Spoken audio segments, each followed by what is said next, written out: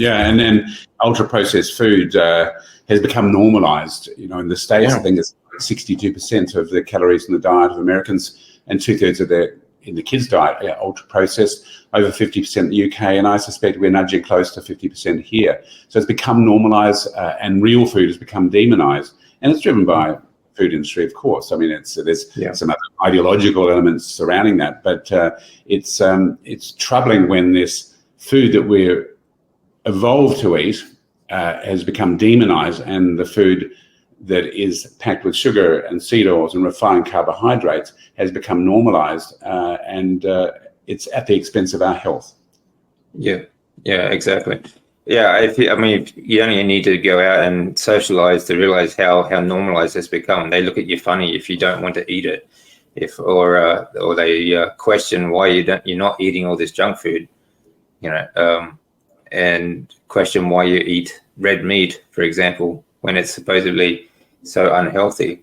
We're going to turn the narrative around. We're going to turn there's got to be a paradigm shift. I mean, it's extraordinary that most people you would ask, is red meat bad for your health? Yes, they would. Reducing red meat consumption is a good thing. Saturated bad for you? Yes, saturated bad for you. Should be eating lots of margarine? Yes, we should be eating margarine over butter. It's this narrative that most people know, and we need to turn it around, because most people are not aware that actually red meat, there's no link between red meat, no serious link between red meat and adverse health outcomes. That's a good point. A lot of the argument is that red meat causes all these different diseases, even though there's actually no scientific evidence at all, at best, to link red meat to anything. We've been eating it for millennia. That haven't been a problem until the last 150 years or so. What do you say to people who try to tell us that red meat is unhealthy? Well, I point them towards the opinion piece I wrote last week, and it was published in the Canberra Times and 16 papers around the country, that actually the evidence is very flimsy. And the one that you hear probably more than anything is red meat is linked to colon cancer. Yeah. And it's based on what we call associational evidence, which is observational. It's the lowest level, one of the lowest levels of evidence, and correlation doesn't equal causation. And I often give the example of, people eat more ice cream in summer. Shark attacks are more common in summer, so it must be the ice cream causing the shark attacks. Well, it's obviously nonsense, and the same with most of this associational data. It's nonsense. The association that red meat causes colon cancer is 1.2, so a 20% increase. It's got to be over 100%, so over 2 for it to be even for correlation to possibly equal causation. So it's based on very low-level evidence. That's the epidemiological observational data, but the experimental data is also very low level as well. The International Agency into Research in Cancer cites 6 studies to give this experimental link between red meat and colon cancer. 3 of those studies were performed on rats. And in each of the studies, the rats were all injected with powerful carcinogenic cancer-causing chemicals prior to being fed red meat. And they still suggested that it was a red meat causing the cancer. Absolutely nonsensical. So again, we can't take this seriously. Why would the food that we've evolved to eat, we've been eating for hundreds of thousands of years, be suddenly causing this epidemic? Clearly, when you realise that, as we were saying, that ultra-processed food is making up a much bigger component of the diet than is red meat. Red meat consumption has actually been going down in recent decades. Ultra-processed food consumption is going up.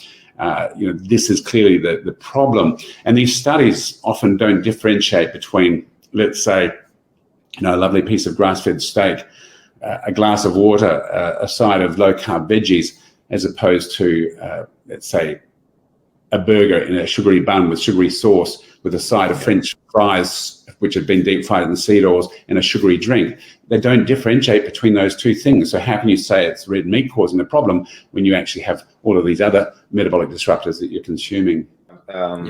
Powerful the dietary food guidelines really are. It's in all of our education I studied sports science, and it was in my education too. Like, we followed the guidelines, and it was very much, lean, green, and marine sort of thing, like lean meats and low fats, stay away from the saturated fats, and calorie restriction, move more, eat less, that sort of ridiculous nonsense, which unfortunately I fell for a long time.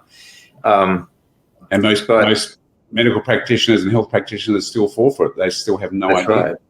That's right. And they have less education on diet than pretty much anyone. GPs, doctors, they don't do anything really about nutrition.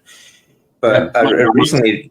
Just to interrupt you for a moment, my son's in 6th year medicine at the moment. He was in 2nd year medicine when he had the opportunity to do nutrition as an elective. So it's not even compulsory in our major training grounds. So this is something that we've been doing, is getting nutrition and particularly metabolic health into the curricula of medical schools across the country. We've now met with the curriculum academic staff in about a quarter of our medical schools now, encouraging them to incorporate this into the curriculum. It's really important. We've also met with Dietitians Australia, and we've now have a 10-module course which is currently running for dietitians and nutritionists to give them this education that they're not getting in their core training. Yeah, that's great too. Again, that depends on what they're teaching them as well.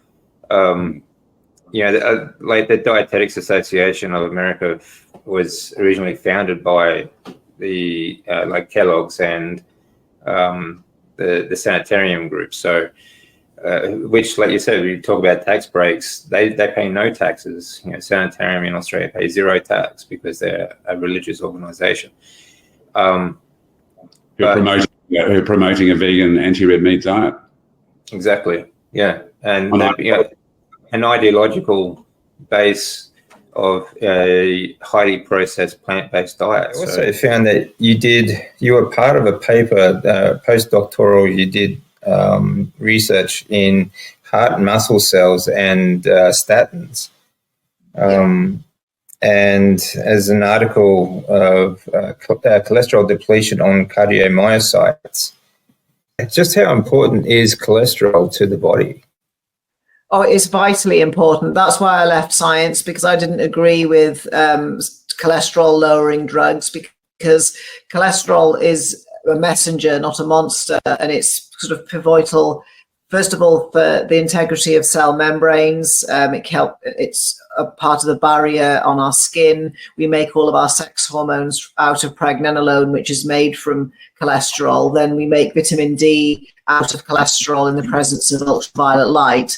Also, cholesterol is really important for timing in the body. So some people would refer to it as a time crystal, because it's important for seasonal changes, because it absorbs green light and UV light. So it can alter our hormones seasonally. But also it's important for chromosome division and gene expression. And if there isn't enough cholesterol, the timing in which our genes are switched on and off and chromosomes dividing can be off. And that's obviously a recipe for cancer. And even the Framingham Heart study showed the link between low LDL and higher rates of cancer, yet their big study was desperate to prove that cholesterol was bad.